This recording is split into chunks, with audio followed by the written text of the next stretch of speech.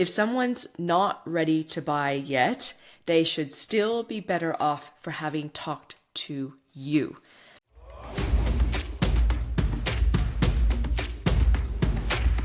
Hey Rebels, welcome back to the Hustle Rebellion. We're on episode 155. Now, I have to just share something with you guys today. I'm feeling a little proud of myself. I just started my lifting weights journey at the gym, which I said earlier in the show I do a little earlier this year, but I'm just stressing it because there's never a good time to start anything, ever, ever, ever. And so I do my Pilates 4 times a week, but I've been listening to a lot of shows around, women going into their late 40s, into their 50s, and with these shows that I'm listening to, it's talking a lot about what you should do, right? So you should do a lot of strength training, increase your protein, do more HIIT, high intensity stuff like short sprints, things like that, and a lot of weight resistance. And although I do a lot of Pilates, which is good for stretching and core, the whole thing about weights is not really, like I haven't done it in a few years. I used to have a personal trainer that would do it because I'm with me like one day a week because I'm scared of doing it myself. I don't know why, but I am. I just have this mental block. So I woke up today. It's Good Friday today when I'm recording this.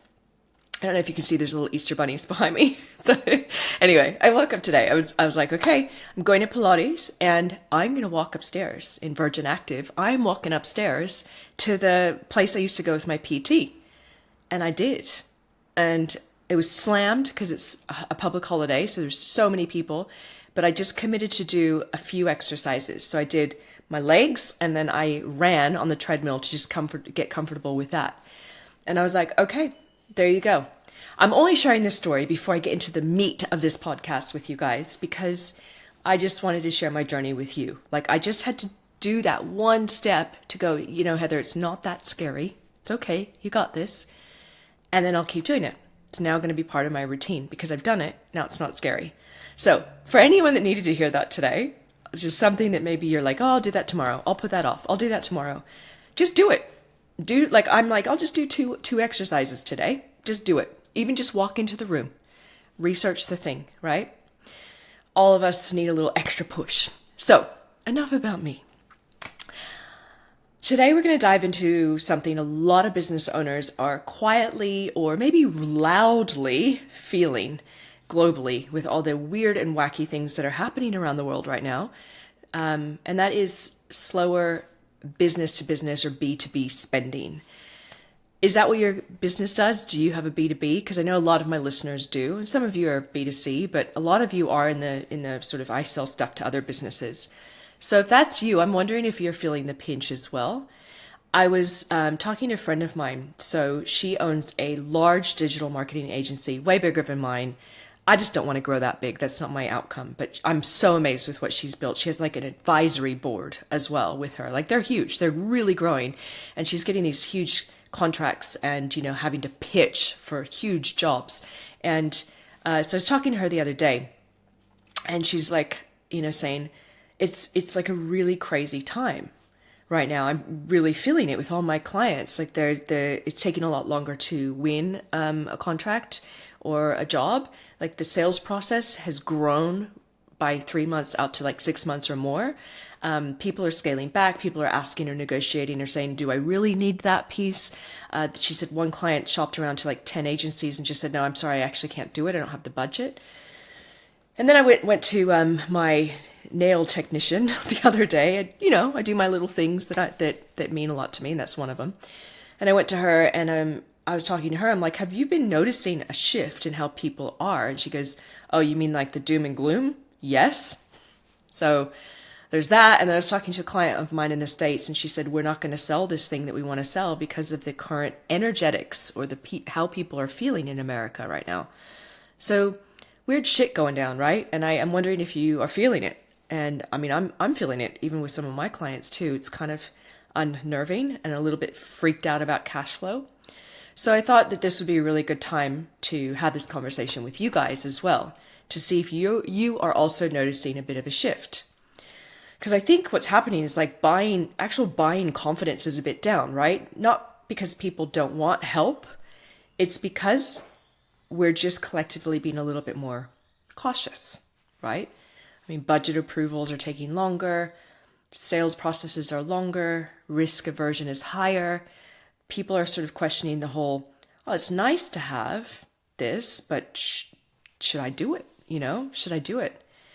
And people are also sort of saying, maybe not right now, rather than that whole, yeah, let's do it attitude that I've seen a lot more of in the past. Look, and I'm a big believer, you guys, in you see what you attract, or you attract what you see.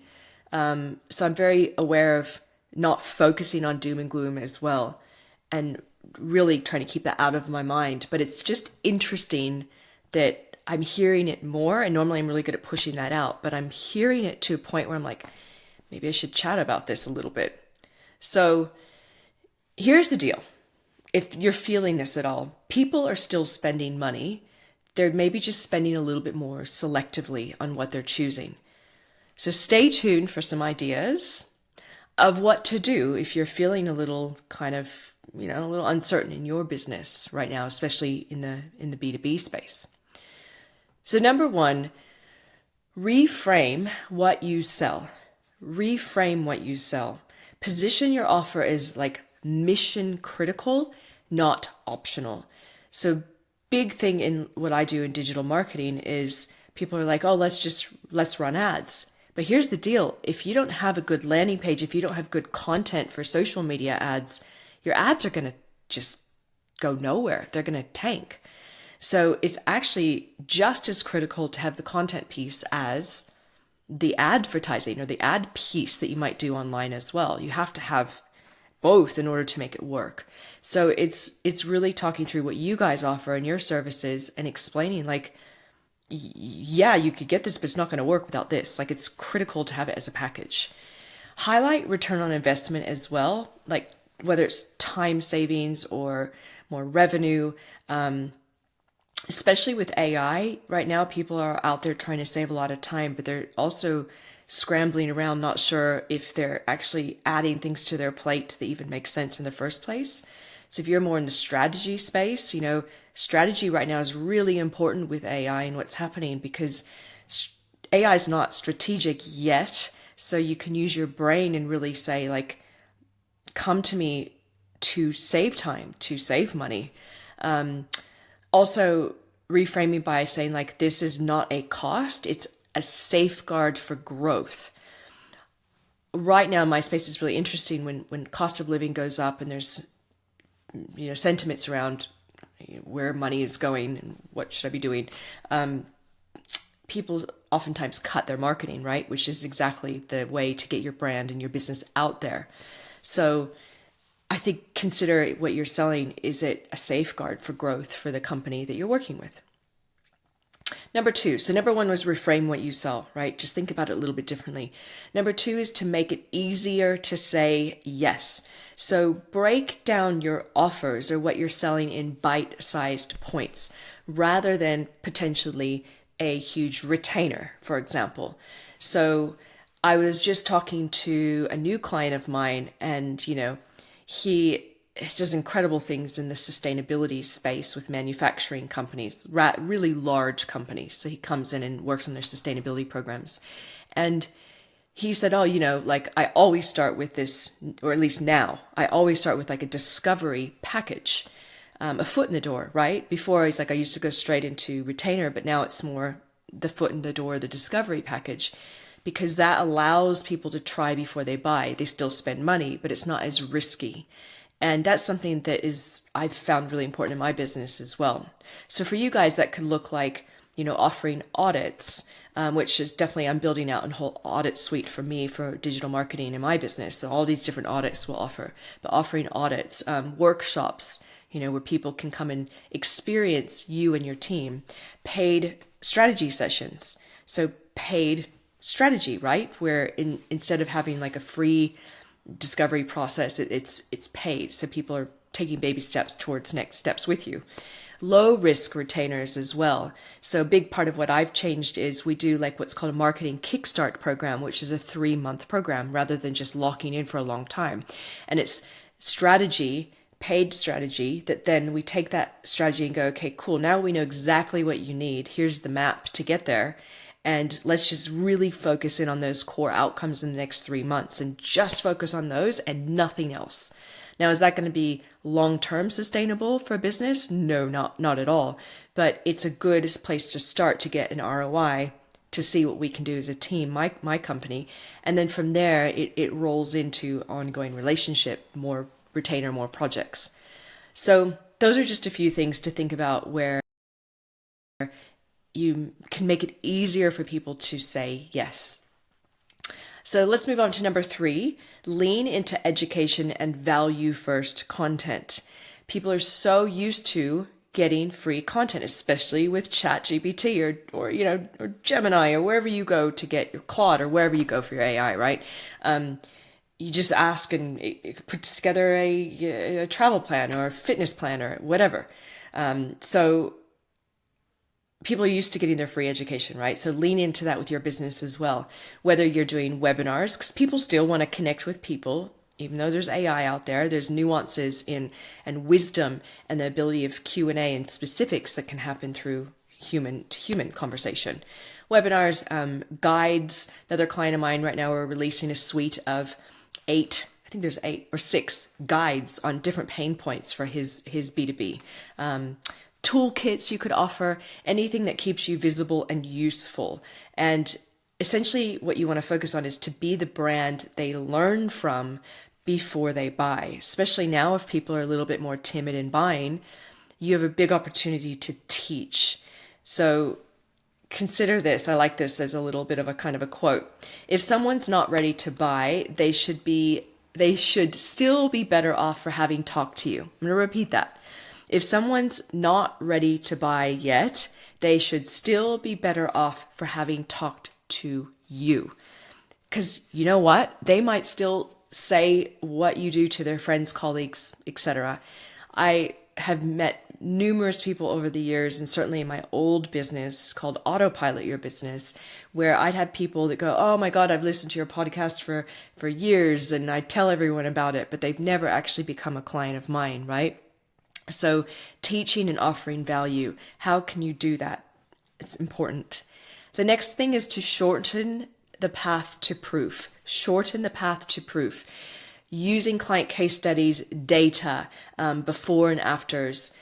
Like, you want to make the trust with you undeniable.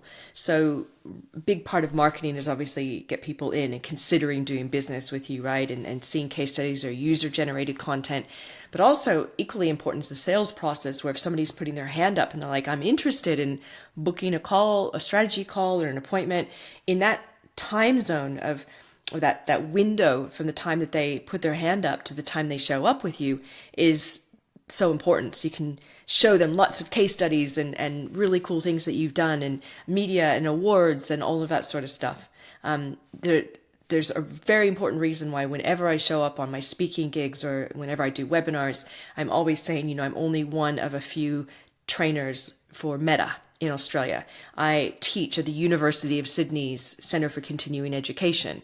It's credibility, right? It's showing, not really telling, it's sort of saying these are my credentials, and people can kind of make assumptions from that in their own mind. So shorten the path to proof. How do you weave in your trustworthy wisdom, background, and what you do, your frameworks, all of that? Trust builds speed in a slow market. People are looking for people right now. Yes, AI is amazing, but we're looking for people to guide us still always in our business. Especially now, it's a bit crazy out there and who to trust, right? The last one is to stay in their world. Most of your future buyers are always in research mode. They're not ignoring you, they're just researching. Big part of what I'm always teaching and working with my clients on is the customer journey, right, in marketing. So it's sort of moving people from awareness, aware of problem that they have or the desire that they want fulfilled. It's moving them from that into considering doing business with you. And in that consideration step, they're researching, they're out there seeing like what they should be doing. So that most of them are always, or not always, but most of them are in this research mode before they come upon you, right? Or when they first initially are introduced to you. So make sure you're following up and you're sharing something useful. You want to be seen, but not necessarily like pushy, right? So when the budget actually opens up, you will be the first in line. That is why right now is so important to create your content marketing, your good, valuable information that you're sending out, doing those newsletters, doing those social media posts. Stay front of mind, because maybe the buying cycle is longer. Maybe it's taking longer for people to find budget and do things. That's why you need to be front of mind. So when they're ready, you're there, you're ready. Speaking of that, another client of mine the other day was saying, it's crazy. I forget the power of newsletters because I just do them. I keep doing them. And for him, winning a client is a very big price point. So he's like, yeah, I just had somebody that says, oh yeah, I read all your newsletters and your emails. And 2 years in, he puts his hand up and goes, yeah, I'm ready. Because there's just one thing, specific thing that was said at the right time in one of those newsletters for this guy, for him to put his hand up. So stay in their world. And look, it's really tempting to go quiet when the market seems to be maybe going quiet, but use your consistency. Be consistent, be really clear on where you're headed, and use connection and community with your people around you. Make sure that they remember that you're there. It's not a time to kind of pull in, it's a time to expand. Keep showing up, you guys. Keep adapting. Keep listening to what's happening. Have little daily chats with ChatGPT. Here's what I'm working on. Are there areas for improvement? Use it as your advisor, because slow down is not the end of, let's say, opportunity. It's just a filter. It's a reset on what people will find valuable, what they need, who they're going to trust to go forward with. It's the ones who stay determined and consistent really through it that come out the other side stronger. So to repeat on those ideas for you right now, if you're feeling the pinch at all in your business, reframe what you sell. Number one, focus on the ROI, that it's the whole package that you offer is critical and not optional.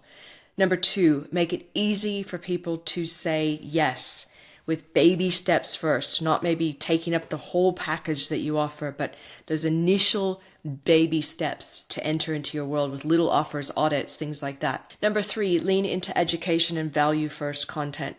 Now's the time to teach, demos, how-tos, share what you are capable of. Number four is shorten the path to proof. So that is using your community, your user-generated content, your case studies, all of that, and really using them in your communications that you put out in your marketing. Number five is stay in their world. Stay front of mind, you guys.